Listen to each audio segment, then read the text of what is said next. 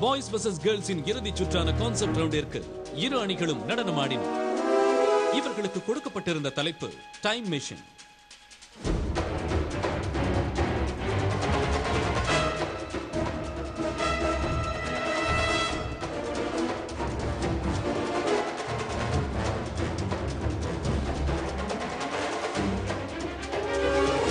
ஆனால் இவர்களின் நடனம் நடுவர்களின் எதிர்பார்ப்பை பூர்த்தி செய்யவில்லை.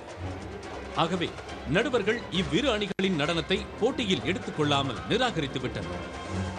அதனால் போட்டியில் இருந்து நீக்கப்பட்ட இவர்களின் நடனம் ஒளிபரப்பு செய்யப்படவில்லை.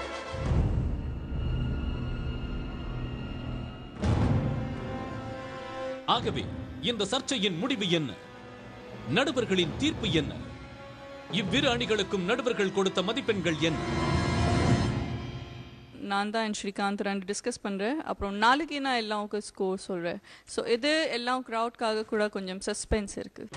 இன்றைய போட்டியில் அதிக மதிப்பெண் பெற்றது எந்த டீம்? சேலஞ்ச் செய்யும் வாய்ப்பை பெற்றது எந்த டீம்?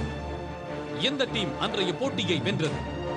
இதற்கான பதிலை தெரிந்து கொள்ள அடுத்த வாரம் வெள்ளிக்கிழமை பாய்ஸ் vs கேர்ள்ஸ் நிகழ்ச்சியை காண தவறாதீர்கள். ஆச்சி பாய்ஸ் vs கேர்ள்ஸ் ஒரு சிறிய